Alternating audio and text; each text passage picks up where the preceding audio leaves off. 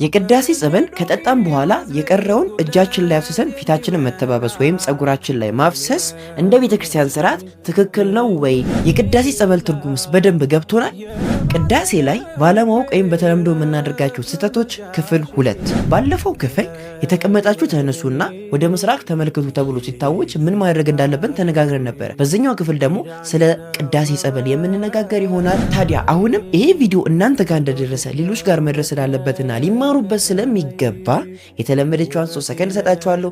እሱ ካልበቃ አሁንም ቪዲዮን ፓውስ አድርጋችሁ ለዚህ ቤት አዲስ የሆናችሁና ፎሎ ያላደረጋችሁ ፎሎ አድርጉት፣ ይጠቅማችኋል። ሌሎቻችሁ ቤተሰብ የሆናችሁ ደግሞ ላይክ፣ ሪፖስት፣ 10 ጊዜ ሼር፣ 10 ጊዜ ኮፒ ሊንክ አድርጋችሁ ተመለሱ። ከልብ አመሰግናለሁ። መልካም። በመጀመሪያ ደረጃ ማወቅ ያለባችሁ ነገር የቅዳሴ ጸበል ከየትኛውም ጸበል በላይ ክብር ያለው ታላቅ ጸበል ነው። እንዴት ካላችሁኝ እንደ ፍትሐ ነገሥት ሕግ የቅዳሴ ጸበል የሚታደለው ቅዳሴውን ሙሉ አስቀድሰው ነገር ግን በተለያየ ምክንያት ስጋው ደሙን ያልተቀበሉት ምእመናን በረከቱ እንዳያልፋቸው ማለት የቁርባኑ በረከት ማለት ነው እንዳያልፋቸው እንደ ቅዱስ ቁርባን አድርገው እንዲቀበሉት ነው የሚታደለው። ለዛ ነው በረከተ ቅዳሴ ወይም ደግሞ በረከተ ቁርባን ተብሎ የሚጠራው የቁርባን ወይም የቅዳሴ በረከት እንደማለት ማለት ነው። ስለዚህ ምን እያልኳችሁ የቅዳሴ ጸበል ክብር ሊሰጠው የሚገባ ታላቅ ጸበል ነው ማለት ነው። እንደውም በዚሁ አያይዤ እንደ ቲፕ ልንገራችሁ፣ የወር ግዴታ ላይ ያሉ ሴቶች ለዚህ ነው የቅዳሴ ጸበል እንዳይጠጡ የሚከለከሉት። ለምን? የቅዱስ ቁርባን ያህል በረከት ስላለው የወር ግዴታ ያሉ ሴቶች ደግሞ ቅዱስ ቁርባንን መቀበል ስለሚከለከሉ ስለዚህ የቅዳሴ ጸበል እንዳይጠጡ ይከለከላሉ ማለት ነው። ሁለተኛው ምክንያት ደግሞ ቅዳሴ ጸበል ከመቅደስ አይወጣም።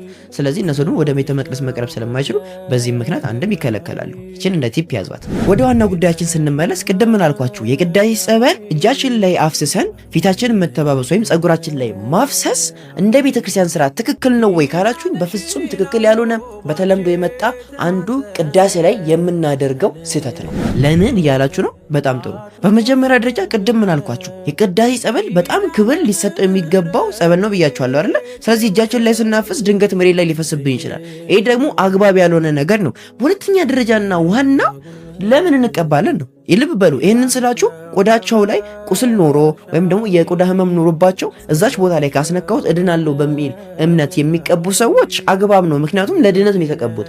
እናንተ ቆዳችሁ ንጹህ የሆነው ሰዎች መቀባታችሁ ግዴታ ነው ወይ? ምክንያቱም ጠጥታችሁታል እኮ። የምትጠጡት ለጥም አይደለም እኮ ለድነት ነው፣ ለበረከት ነው። ስለዚህ ከጠጣችሁት ኦልሬዲ እኮ ድነት ታገኙበታላችሁ። መቀባታችሁ ምንድነው ጥቅሙ ነው? ስለዚህ እንደ ስርዓቱ ማድረግ ያለባችሁ ነገር ልክ ስትቀበሉ አሜን ብላችሁ በልባችሁ ማለት ነው ሰግዳችሁ ትጠጡትና ጸሎታችሁን ጨርሳችሁ አስቀምጣችሁ መሄድ ነው። ምናልባት ቆዳችሁ ላይ የምትቀቡ ሰዎች ደግሞ በጥንቃቄ መሬት ላይ ሳታፈሱት ብትቀቡ እላለሁ። በተረፈ እዚህ ላይ ግር ያላችሁ ወይም ቅር የተሰኛችሁበት ነገር ካለ አሁንም ኮመንት ላይ እጠብቃለሁ። ሌላ ደግሞ እንዳነሳላችሁ የምትፈልጉትና ቅዳሴ ላይ የሚደረጉ ስህተቶች ካሉ ኮመንት ላይ አሁንም እጠብቃለሁ። በስተመጨረሻም ደግሞ ይህን ቪዲዮ ከተማራችሁበት አሁንም ቀና ሀሳባችሁን ኮመንት ላይ እጠብቃለሁ። አመሰግናለሁ።